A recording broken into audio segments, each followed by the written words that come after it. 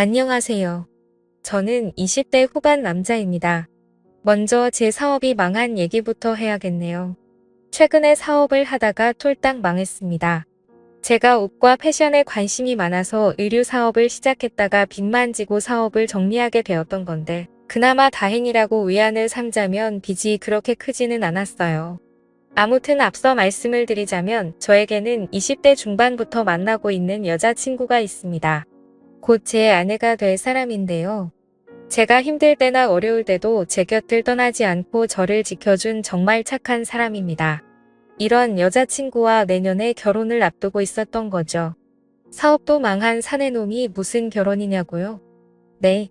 사실은 여자친구랑 사고를 치고 말았습니다. 지금 여자친구 뱃속에는 저와 제 여자친구의 피를 이어받은 우리 아기가 자라고 있는 중이에요. 처음에 이 사실을 말씀드리자 장인어른은 쓰러지시고 장모님은 울고 불고 난리도 아니었습니다. 게다가 직장도 없고 의류 사업하다가 툴딱 망한 놈을 사위로 받아들여야 한다는데 좋게 보이시겠습니까? 저라도 제 딸이 저 같은 사위를 데리고 나타나서 아기를 가졌다고 하면 혈압이 올라 노발대발하고 난리가 날 것 같네요. 그래서 처음에는 처가 댁도 반대가 심했지만 꾸준히 찾아뵙고 제 진심을 보여드리고 다시 일어나겠다는 굳은 의지를 보여드리자 서서히 아주 서서히 마음의 문을 열어주셨습니다. 그래서 저희는 내년 3월에 결혼식을 올리기로 하였고 현재는 혼인신고만 한 상태였었죠. 문제는 아까 말씀드렸다시피 의류 사업을 하다가 쫄딱 망했던 탓에 결혼 전까지 자금이 도저히 모이지 않을 것 같아 처가 댁에 잠시 얹혀 살기로 했습니다. 사실 우리 집이 따로 없으면 저희 부모님 집에 같이 들어가서 사는 게 맞는 거라고 생각하실 수도 있습니다. 하지만 안타깝게도 저희 부모님의 집은 현재 저희가 살고 있는 수도권이 아닐 뿐더러 집이 작아서 아내와 같이 들어가서 살기는 무리가 있을 정도였죠. 그래서 결혼 승낙을 해주실 때 장인어른과 장모님께서 마음을 크게 써주셨습니다. 제가 내년에 결혼식을 올리고 직장을 구하든 사업을 다시 하든 안정화가 될 때까지 처가 댁에 머물러도 괜찮다고요. 진심으로 감사드리는 마음에서 장인어른과 장모님의 말씀을 듣고 나니 눈물이 나더라고요. 세상 때려 죽여도 모자랄 못난 사위를 분명 불편하실 텐데 불구하고 본인 집에까지 있게 해주시다니 싶었습니다. 장인어른과 장모님의 진심 어린 응원에 힘이 나서 저도 하루빨리 재기해 보이겠다고 마음을 다짐했습니다. 아내에게는 여동생이 한 명 있는데요. 저한테는 처제가 되는 거죠. 제가 아내랑 혼전 임신을 하고 장인어른 댁에 방문했을 때 장인어른 장모님 말고 유일하게 아내의 여동생만 저를 위로해줬습니다. 호칭상 처제가 맞는데 제 입에 처제란 말이 아직 익숙하지는 않네요. 아무튼 처제는 예전에 아내랑 데이트할 때도 가끔 몇 번 봤었기도 했고 제가 성실하게 살아왔다는 걸 옆에서 보았었기에 그런 건지 저와 아내의 혼전 임신 소식에 충격은 먹은 듯 했지만 많은 위로를 해줬습니다. 그리고 남자는 결혼을 해야 안정적이게 일을 할 수 있다면서 하루빨리 재기하라며 응원해주더라고요. 그런 처제가 많은 위로가 되어줬고 정말 많이 고마웠습니다. 그렇게 결국 저는 염치 없지만 제 짐을 챙겨서 처가 댁에 들어가게 되었던 거죠.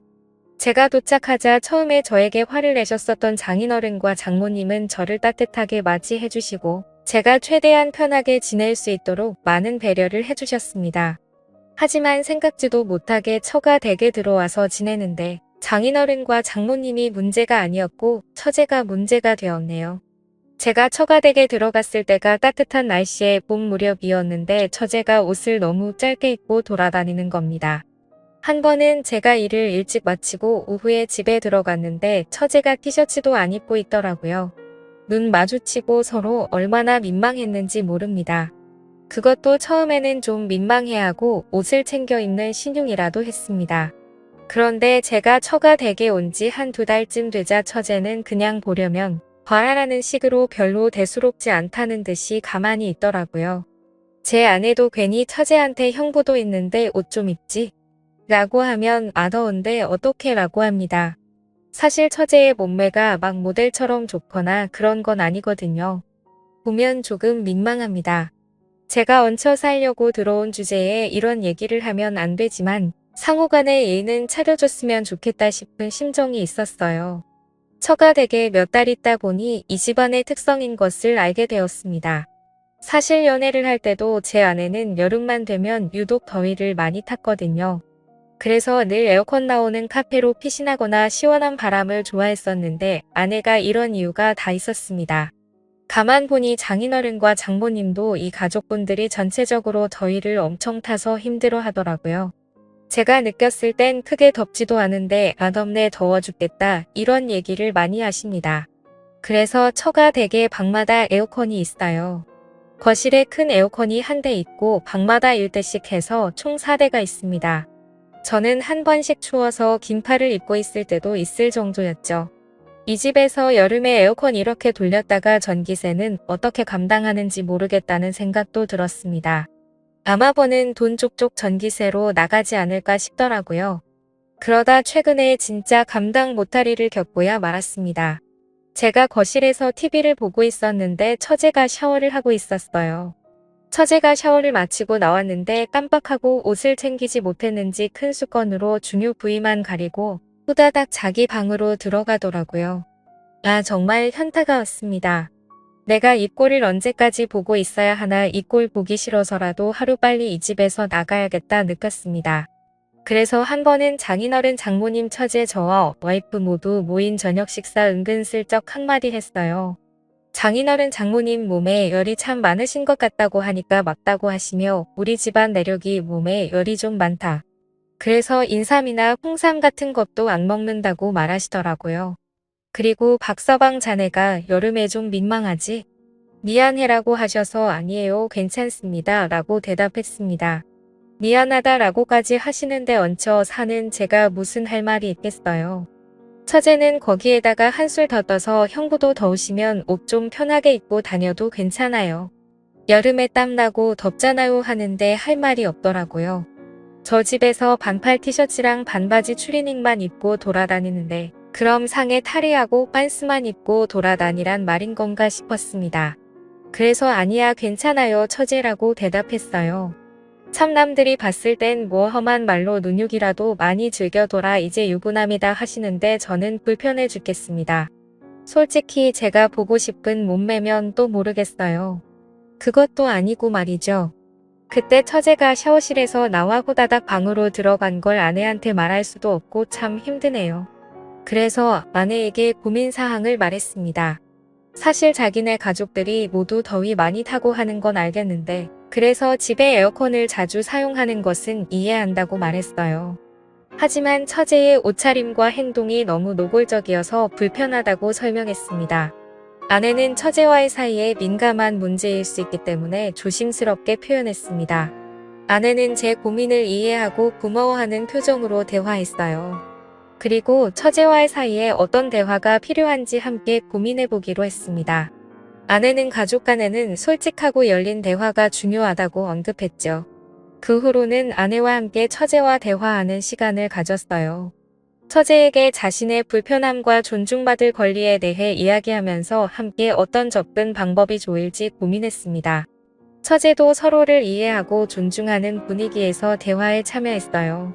이러한 대화를 통해 처제는 자신의 행동이 불편함을 일으킨다는 것을 이해하고 앞으로는 상황을 고려하여 행동하겠다고 약속했습니다.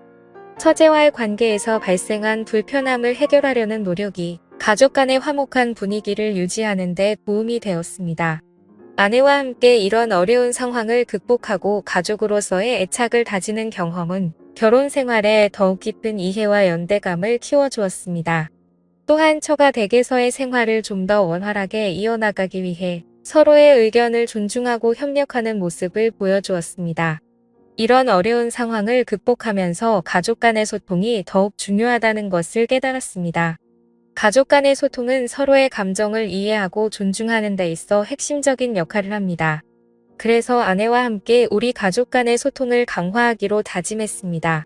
결혼식과 신혼집 마련에 성공한 뒤 현재는 새로운 가정을 준비하고 있습니다. 아내와 함께 새로운 시작을 앞두고 미래에 대한 꿈과 계획을 함께 나누고 있어요. 또한 처가 댁에서의 경험을 통해 가족 간의 존중과 이해를 높이는 노력을 기울이고 있습니다. 새로운 집으로 이사를 가기 전에는 처가 댁에서의 생활을 마무리하고 감사의 인사를 전하려고 합니다. 장인어른과 장모님, 그리고 처제에게 감사한 마음을 전하면서 새로운 가정에서도 서로 존중하고 이해하는 가족이 될 것임을 약속하려고 합니다. 여러 어려움을 극복하면서도 우리 가족은 더욱 강해지고 성장했습니다. 이제는 미래의 행복한 가정을 이루기 위해 함께 노력하고 서로의 지지와 이해를 바탕으로 더욱 깊은 연결을 만들어 나가려고 합니다. 마지막으로 이 얘기를 들어주셔서 감사합니다. 여러 어려움을 함께 나누고 고민하며 성장하는 과정에서 얻은 교훈들이 우리 가족을 더욱 튼튼하게 만들어 가고 있습니다. 앞으로도 서로를 이해하고 지지해주며 행복한 가정을 만들어 나가고자 합니다. 감사합니다. 행복한 하루 보내시길 바래요.